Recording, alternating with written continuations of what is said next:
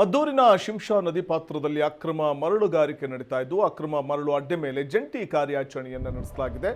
ವಿವಿಧ ಇಲಾಖೆಗಳ ಅಧಿಕಾರಿಗಳು ಈ ಜಂಟಿ ಕಾರ್ಯಾಚರಣೆ ನಡೆಸಿದ್ದಾರೆ.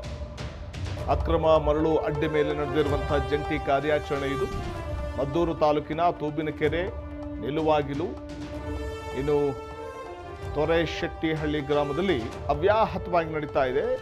ಅಕ್ರಮವಾಗಿ ಶೇಖರಣೆ ಮಾಡಿದ್ದಂಥ 320 ಮೆಟ್ರಿಕ್ ಟನ್ ಮರಳು ಸಂಗ್ರಹಣೆಯನ್ನ ಮಾಡ್ತಿದ್ದಂಥವರ ವಿರುದ್ಧ ಪ್ರಕರಣ ದಾಖಲು ಮಾಡಿಕೊಳ್ಳಲಾಗಿದೆ. ಮದ್ದೂರಿನ ಶಿಂಷಾ ನದಿ ಪಾತ್ರದಲ್ಲಿ ಅಕ್ರಮ ಮರಳುಗಾರಿಕೆ ನಡೀತಾ ಇದೆ.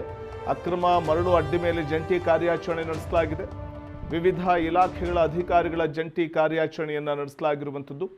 ಶಿಂಷಾ ನದಿ ಪಾತ್ರದಲ್ಲಿ ನದಿಯ ಒಡಲನ್ನು ಅಗೆದು ಮರಳನ್ನು ದೋಚುವಂತಹ ಪ್ರಕ್ರಿಯೆಗಳು ನಡೀತಾ ಇದ್ದು, ಇದೀಗ ವಿವಿಧ ಇಲಾಖೆಗಳ ಅಧಿಕಾರಿಗಳು ಜಂಟಿ ಕಾರ್ಯಾಚರಣೆ ನಡೆಸಿದ್ದು 320 ಮೆಟ್ರಿಕ್ ಟನ್ ಮರಳನ್ನು ವಶಕ್ಕೆ ತೆಗೆದುಕೊಂಡಿದ್ದು, ಇನ್ನು ಇದರಲ್ಲಿ ಇನ್ವಾಲ್ವ್ ಆಗಿರುವಂತಹ ಖದೀಮರ ಮೇಲೆ ಪ್ರಕರಣವನ್ನು ದಾಖಲಿಸಿಕೊಳ್ಳಲಾಗಿದೆ.